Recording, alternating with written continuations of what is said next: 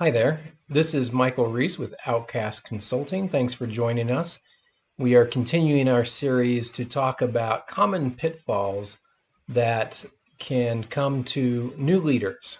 And quite frankly, these are pitfalls that happen to experienced and seasoned leaders as well, but gearing this conversation today to new leaders.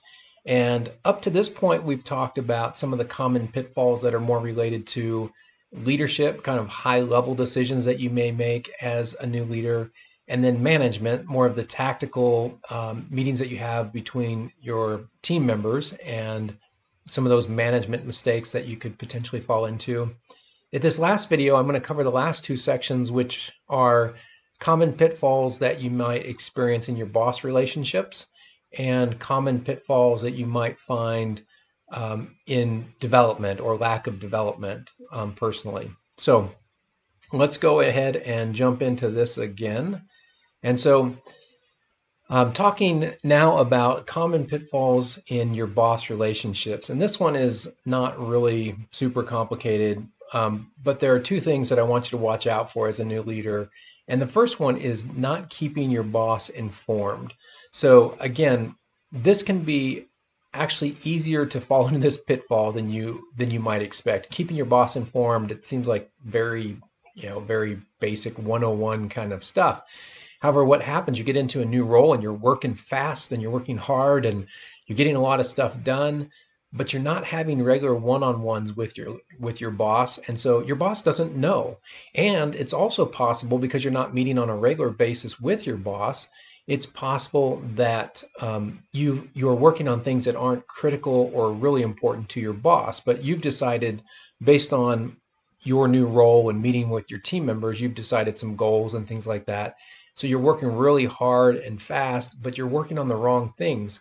And your boss doesn't know and hasn't been able to inform you about what you should be doing, because perhaps you're not having one-on-ones. Now, a lot of this, actually, accountability for this is equally split between you and your boss. If your boss isn't being informed, I mean, they do actually have some accountability here. They should be having regular one-on-ones with you and asking specific questions about what you're working on and making sure that you're aligned.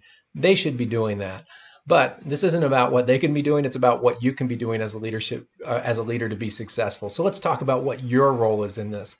So my recommendation is that at a minimum, you should be scheduling one-on-ones with your boss, especially when you're new, probably on a weekly basis. Now, you're probably going to get a lot of pushback from your boss right away. If you're at a manager or director level, trying to meet with a VP or a senior VP on a regular basis is going to be really hard. Their schedules are packed. And so maybe you figure out a different way to keep them informed. So maybe you're meeting with them on a monthly basis, but you're providing them some ongoing reports on a weekly basis to let them know kind of the major things that are going on. Now, what you want to inform them about, you want to inform them of like successes that you're having and things that you're doing. You also want to talk to them about what your main focus is. Like, what are you driving towards? What are the goals that you have?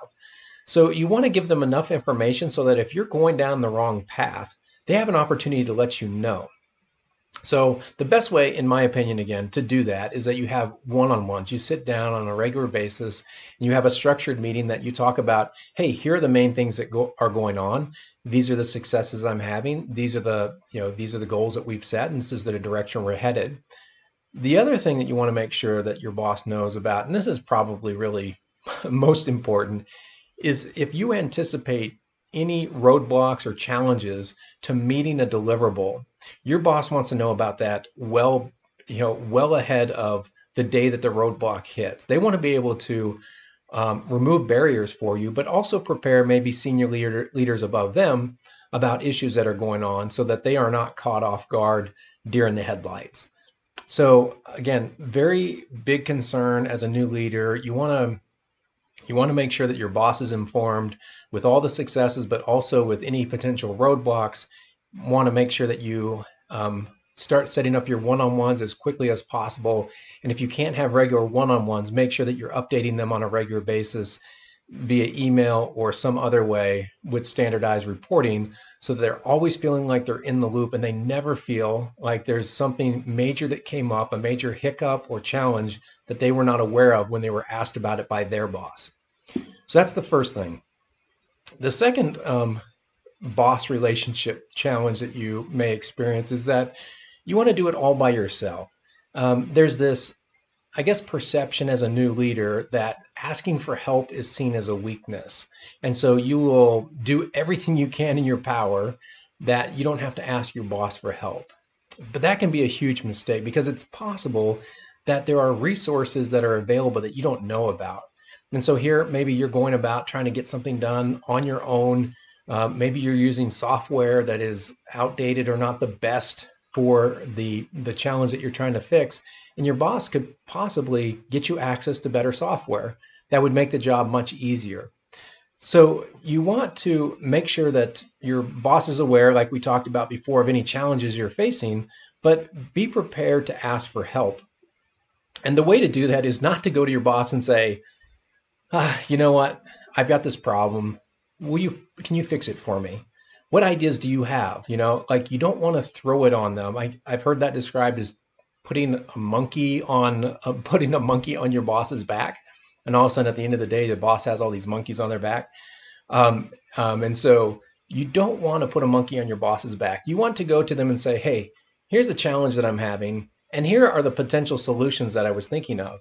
I know that there's this other software that's maybe more effective, but there's a cost to it. Do you think that's possible? Could we invest in that software to help me solve this problem? Is the company willing to put that money or finance forward so that I can fix this problem? And then let your boss fix the problem from there, right? So then they have to go and they have to source the software, or they have to get the funds see if the funds are available to get that software. But you're going to your boss with you're explaining what the challenge is, and you're coming up with solutions so that it's not automatically throwing the problem on their plate. And sometimes your boss may say, hey, that's a great idea, let's do it. Or they may say, you know what, this has come up before, I know what the solution is, or how about this as a solution?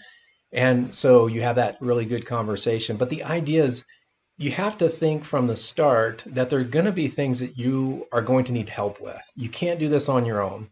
And so in one of the previous videos, we talked about the need to connect with other leaders throughout the organization. That's one way that you can help yourself. But the other way is make sure that use your boss for what they're supposed to be there for. Let them coach you. Let them take away barriers. Let them help you solution ideas. Don't go to them with just problems that you have. Like, go to them with solutions, but be willing to accept help and assistance from them and feedback and coaching. So those are kind of the two major pitfalls to avoid with boss relationships. And let's go ahead and jump into, sorry. So let's stop for a moment and just reflect on those two areas.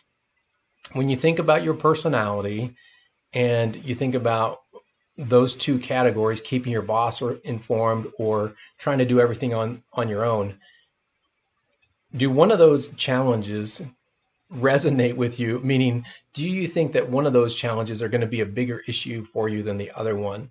Or do you see these as maybe a non-issue? Hey, I'm already meeting with my boss on a regular basis.